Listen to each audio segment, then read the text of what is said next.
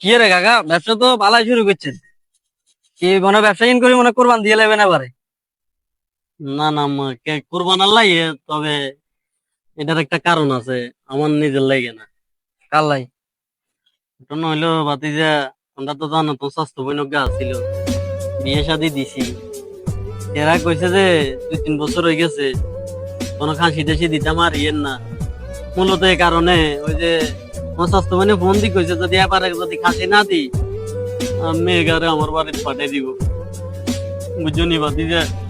তো এই ডালুয়া বাজারে গেছি, এখানে তো শর্মে সবাই আমার চিনে, আগে ব্যবসা বাণিজ্য করতাম, ডিম মুরগি টুরগি এগুলো সেল দিতাম, নিজের দোকান পাটা ছিল।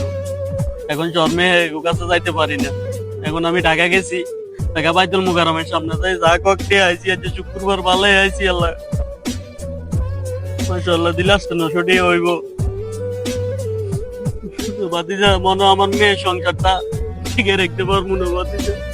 যাক কাকা, কাম দিয়েন না। অনেক মানে আমি না বুঝে আমরা অনেক কিছু কয়ে লাইছি, বুঝছেন নি? কাম দিয়েন না হইছে। ঠিক আছে বাতিজা, দোয়া করিও।